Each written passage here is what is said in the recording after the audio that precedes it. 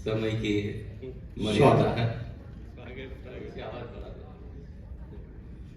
ज्यादा समय नहीं लूंगा, केवल एक कविता सुना रहा हूं।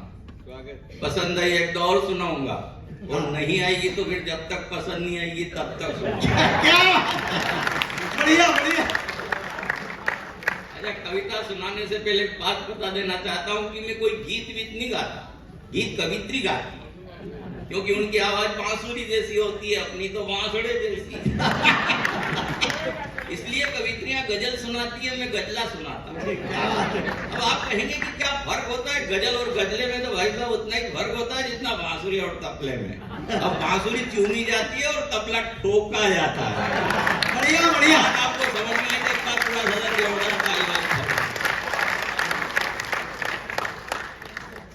अच्छा, मैं कोई ये कश्मीर आश्मीर पे भी नहीं सुनाता। बहुत सारे कवि कहते हैं साहब कश्मीर हमारा है, कश्मीर हमारा है, कश्मीर हमारा। अरे भाई, जो चीज अपनी है उसके लिए रोज क्या चिल्लाना? जैसे अपने पिताजी हैं तो क्या अपन रोज मोहल्ले में चिल्लाते हैं हमारे पिताजी, हमारे पिताजी? अगर रोज चिल्लाओ तो लोगों को शक होता है कि ये भी कितनी है। बढ़िया बढ़िया। अच्छा, मैं पाकिस्तान पे भी नहीं सुनाता। पाकिस्तान है कितना बड़ा, जितनी वहां की जनसंख्या उतने लोग तो अपने यहाँ जेलों में पड़े रहते। अपन कैदियों से कह दो तुम्हारी सजा माफ, तो दूसरे दिन पाकिस्तान। क्या बात। अरे लोग पाकिस्तान पे 40-40 पंक्तियों की कविता लिखते हैं, जबकि पाकिस्तान की औकात कुल 4 पंक्ति की। यदि आप इजाजत दे तो मैं 4 पंक्ति में पहले पाकिस्तान को निपटा देता हूं। कि आतंकवाद को फैलाने वाले सुन ले ओ पाकिस्तान, अब की यदि जंग छिड़ी तो लाहौर तक कहलाएगा हिंदुस्तान। आतंकवाद को फैलाने वाले सुन ले ओ पाकिस्तान, अब की यदि जंग छिड़ी तो लाहौर तक कहलाएगा हिंदुस्तान। अरे हम तो इसलिए चुप हैं कि कैसे हथियार उठाएं शिखंडी पर। वाह वाह। हम तो इसलिए चुप हैं कि कैसे हथियार उठाएं शिखंडी पर, वरना जिस दिन चाहेंगे तिरंगा लहरा देंगे रावलपिंडी। मगर जब से वहां आटा मांगने लगे हैं वो, हमने पाकिस्तान के बारे में सोचना बंद कर दिया। जो कभी कश्मीर मांगता था वो आज आटा मांग रहा। ये बढ़िया है। अच्छा, मैं तो ये वीर रस की कविता नहीं सुनाता हूं, क्योंकि वीर रस की कविता सुन के श्रोता वीर गति को प्राप्त होता है। मैं तो हास्य रस की कविता सुनाता हूं, क्योंकि हंसना विधाता ने इंसान के किस्मत में लिखा है। आपने कभी जानवर को हंसते हुए नहीं देखा होगा, देख भी ले तो समझना कि वो इंसान हो रहा है। और किसी इंसान को आप हंसते हुए नहीं देखे तो समझना कि ये जरूर जानवर है। क्या बात है। अच्छा, हंसने हंसाने के लिए तो हास्य कवि होता ही है, रुलाने के लिए तो अपने रिश्तेदार ही बहुत। क्या बात है। ये संचालक जी मुझसे कह रहे थे कि धनचक जी कोई हास्य की कविता सुनाना, नहीं तो श्रोता चले जाएंगे। मैंने कहा चिंता मत करो, एक भी श्रोता नहीं जाएगा। किसमें इतनी हिम्मत जो आधी रात में घर जाकर अपनी सोती हुई शेरनी को जगाएगा। अच्छा, मेरा कथन बिल्कुल सच्चा है, और शेरनी की मान में जाने से तो रात भर यहीं बैठे रहना।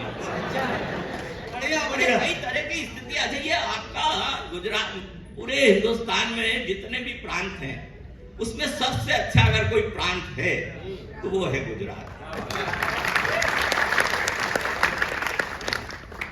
इसलिए गुजरात इसलिए अच्छा है कि आदमी का दिन अच्छा निकलता हो, दिन ढल जाए पर रात न जाए। मगर गुजरात ऐसा है जहां आदमी का दिन भी अच्छा जाता है, रात भी अच्छी जाती है, इसीलिए इसे गुजरात कहते हैं। क्या बात है। क्या बात है। और गुजरात का अपनी भाषा है साहब, अपना प्रेम है। गुजरात की भाषा का प्रेम और शब्दावली यहाँ की जो है उसके बारे में बड़ा विचित्र कहा जाता है। अब जैसे कोई पति अगर अपनी पत्नी का परिचय कराता है तो वो कहता है अपनी पत्नी के बारे में, ये है प्रेरणा बेन। और पत्नी अगर पति के बारे में कहेगी, परिचय कराएगी, तो ये है हमारे डाया भाई। हिंदुस्तान में एक ऐसा यही प्रांत है जहां पति पत्नी आपस में भाई बहन के ये विशेषता है यहाँ की, ये आनंद है, ये मस्ती है, यहाँ की पवित्रता है। इसको हम ये बात और भी है, जहाँ भाषा हिंदुस्तान इतना बड़ा है कि साहब अभी जितने भाषण दे रहे थे हमारे प्रमुख वक्ता बहुत अच्छा बोल रहे थे, पर हमें समझ में नहीं आ रहा था। इसलिए नहीं आ रहा था कि हमें गुजराती नहीं आती। अच्छा नहीं आती तो नहीं आती। अच्छा पैसे हमें गुजराती सुनने के लिए नहीं बुलाया, हिंदी बोलने के लिए बुलाया। अच्छा ये हाँ क्या है, जैसे यहाँ हे को 6 बोलते, हमारे इधर 1 2 3 4 5 6 होता है। एक गुजरात का लड़का हमारे इधर इंटरव्यू देने आ गया, तो इंटरव्यू अधिकारी ने उससे पूछ लिया कि तेरे पिताजी हैं, तो बोले कि 6।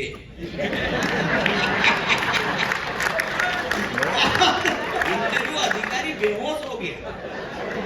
ये भाषा का चक्कर है साहब। हिंदुस्तान इतना बड़ा है, ऐसी बात है, हिंदुस्तान इतना बड़ा है, यहाँ इतनी भाषाएं बोली जाती है, कहीं समझ में आती, कहीं समझ में नहीं आती। जैसे मद्रास चले जाइए, मद्रास की भाषा किसी को समझ में नहीं आती। मद्रास का नाम आजकल चेन्नई हो गया।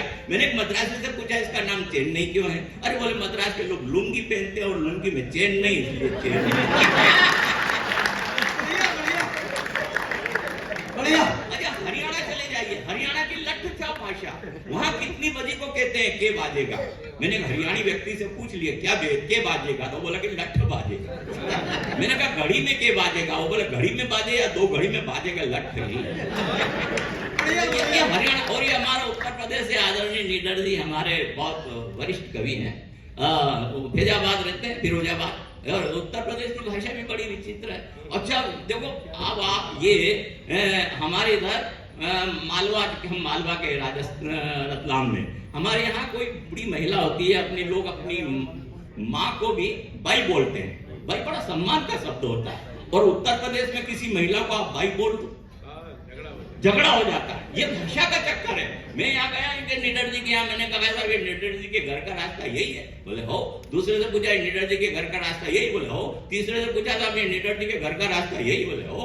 चौथे से पूछा नीडर जी के घर का रास्ता यही, बोले जी हाँ। मैंने कहा एक बात बताओ, यहाँ सब हो करके बोल रहे हैं, आप पहले से व्यक्ति जो जी हाँ वो करके बोल रहे हैं। बोले भाई साहब ये उत्तर प्रदेश है, यहाँ अनपढ़ आदमी हो करके बोलता है, पढ़ा लिखा व्यक्ति जी हाँ करके बोलता है।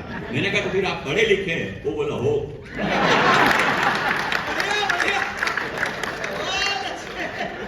भाषा का आनंद है। अच्छा भाई साहब पांडे साहब, कभी कभी भाषा के अर्थ के अनर्थ हो जाते हैं। अब इतने अनर्थ हो जाते हैं कि आप कुछ कह नहीं सकते। एक जैसे हमारे इधर क्या होती है, चारपाई को खाट बोलते हैं, खटोला बोलते हैं। अब बिहार में कुछ जगह ऐसी है जहाँ औरत को खटोला बोलते हैं। और एक व्यक्ति उधर वो बेचारे की नौकरी लग गई बिहार में, और वो मकान लेने के लिए गया किराए से, तो मकान मालिक ने प्रश्न किया कि भाई तेरे पास खटोला है, मतलब औरत बीबी बच्चे हो तो मकान देता है कोई, वैसे छड़े आदमी को कोई देता नहीं। तो उसने कहा है, अब वो मकान दे दिया और रहने के लिए आया। तो मकान मालिक ने प्रश्न किया कि भाई तुम खटोला नहीं लाए? बोले साहब गाँव जाऊंगा तो ले आऊंगा। तो व्यक्ति गाँव गया, गाँव से वापिस लौटा तो मकान मालिक ने फिर प्रश्न किया गया तुम खटोला नहीं लाए? अरे बोले साहब इस बार तो सामान ज्यादा था, नहीं लाया, रिजर्वेशन भी नहीं हुआ, जल्दी जल्दी आना था, अगली बार जाऊंगा तो जरूर ले आऊंगा। अब मकान मालिक के पास एक चारपाई फालतू पड़ी हुई थी, उसने किराएदार को सोने के लिए दे दी। 3 महीने बाद वो किराएदार फिर गांव गया, गांव से वापिस लौटा तो मकान मालिक ने फिर प्रश्न किया कि इस बार फिर तुम खटोला नहीं लाए? वो बोला था मुझे खटोला लाने की क्या जरूरत, मेरा काम तो आपके खटोले से चल रहा है। अरे बोले ऐसा नहीं हो सकता। बोले कैसे नहीं हो सकता? पिछले 3 महीने से तो ऐसे ही हो रहा है। और मकान मालिक अपनी जगह सही है, किराएदार अपनी जगह सही है, मगर ये सब भाषा का चक्कर है।